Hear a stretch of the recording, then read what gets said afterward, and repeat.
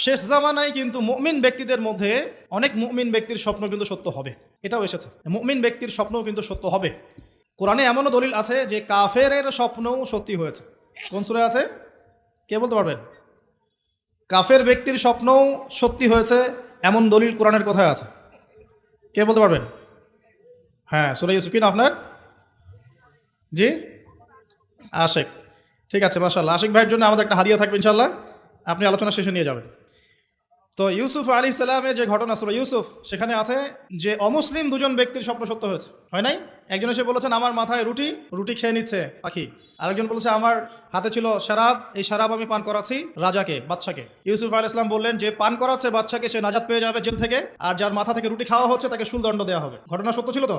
আচ্ছা, এখানে এই দুই ব্যক্তি কিন্তু মুসলিম নন, তারা কিন্তু অমুসলিম। তো যেটা বলছিলাম যে আল্লাহর পক্ষ থেকে মুমিন ব্যক্তিকে সত্য স্বপ্ন দেখানো হতে পারে শেষ জামানায়, বেশি বেশি হতে পারে। তাই যখন ভালো কোনো স্বপ্ন দেখবেন শুকরিয়া আদায় করবেন আল্লাহর কাছে। আর যদি খারাপ কোনো স্বপ্ন দেখেন তাহলে কাউকে বলতে যাবেন না। খারাপ স্বপ্ন দেখলে কাউকে বলতে যাবেন না, বরং 2 রাকাত নামাজ পড়ে আল্লাহর কাছে আশ্রয় চাইবেন। আল্লাহ, আমি খারাপ স্বপ্ন দেখেছি, এর থেকে তোমার কাছে আমি আশ্রয় প্রার্থনা করছি। পবিত্র কোরআন কারীমে সূরা আলে ইমরান এর 19 নম্বর আয়াতে আল্লাহ পাক বলছেন, বা'দা আউযু বিল্লাহি মিনাশ শাইতানির রাজিম, ইন্না দীনা ইনদাল্লাহিল ইসলাম। আল্লাহ রাব্বুল আলামিন নিজে বলছেন যে নিশ্চয়ই আল্লাহর কাছে একমাত্র গ্রহণযোগ্য দিন বা জীবন ব্যবস্থার নাম কি?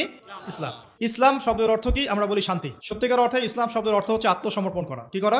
আত্মসমর্পণ করা। যে ব্যক্তি আত্মসমর্পণ করে, যে ব্যক্তি ইসলাম পরিপূর্ণরূপে পালন করে, তাকে আমরা বলি মুসলিম। যে ব্যক্তি ইসলাম পরিপূর্ণরূপে পালন করে তাকে আমরা বলি মুসলিম। যেমন এই মুসলিম শব্দের সাথে যে নবীর নাম জড়িত সেটা হলো, তিনি হলেন ইব্রাহিম আলাইহিস সালাম। সূরা হজ পড়ে দেখবেন, হুয়া সাম্মাকুমুল মুসলিমিন, তিনি তো আমাদের নাম দিয়েছেন মুসলিম, এই জাতির নাম দিয়েছেন, তিনি আমাদের জাতির পিতা, মুসলিম জাতির পিতা। তো ইব্রাহিম আলাইহিস সালামের ব্যাপারে আল্লাহ পাক বলছেন, ইয ক্বালা লাহু রাব্বুহু আসলিম ক্বালা আসলামতু লিরাব্বিল আলামিন। যখনই আল্লাহ পাক ইব্রাহিমকে বলতেন আলাইহিস সালাম যে আত্মসমর্পণ করো, ইব্রাহিম আলাইহিস সালাম কোনো বিজ্ঞান যুক্তি দর্শন খুঁজতে যেতেন না, তিনি বলতেন আসলামতু লিরাব্বিল আলামিন, আমি বিশ্বজগতের প্রতিপালকের কাছে আত্মসমর্পণ করলাম। উদাহরণ দিচ্ছি, আল্লাহ রাব্বুল আলামিন ইব্রাহিম আলাইহিস সালামকে বলেছিলেন স্ত্রী এবং সন্তানকে জনমানব শূন্য কাবা ঘরের পাশে রেখে আসতে। ঠিক আছে, জানি তো আমরা।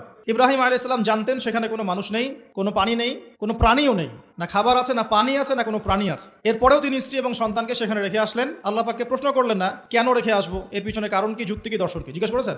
ইয ক্বালা লাহু রাব্বুহু আসলিম, যখনই আল্লাহ পাক বলেছেন আত্মসমর্পণ করো, মেনে নাও, তিনি বলেছেন আসলামতু, আমি মেনে নিলাম, লিরাব্বিল আলামিন। আল্লাহ রাব্বুল আলামিন তাকে বলেছেন যে তোমার সন্তান ছোট, হয়তো বয়স হবে 10, 12 বা 15 বছর। আল্লাহ পাক তাকে বলছেন সন্তানকে জবাই করতে হবে। কি করতে হবে? জবাই করতে হবে। তিনি চলে গেলেন, সন্তানকে বললেন, ইয়া বুনাই, হে আমার সন্তান, যার নাম ইসমাঈল আলাইহিস সালাম, ইন্নী আরা ফিল মানামি আন্নী আযবাহুক, আমি আমার স্বপ্নে দেখেছি আমি তোমাকে জবাই করছি। কি করছি? জবাই করছি। আর নবীদের স্বপ্ন কিন্তু ওহী। নবীদের স্বপ্ন কি হয়? ওহী। ওহী মানে কি? আল্লাহর পক্ষ থেকে প্রত্যাদেশ, আল্লাহর পক্ষ থেকে মেসেজ। সবার স্বপ্ন কিন্তু ওহী নয়। নবীদের স্বপ্ন কি? ওহী। ওহী মানে আল্লাহর পক্ষ থেকে জ্ঞান, যেটা আল্লাহ পাক তার বান্দাদের মধ্য থেকে কিছু কিছু বান্দার কাছে পাঠান বাছাইকৃতভাবে। কিভাবে পাঠান?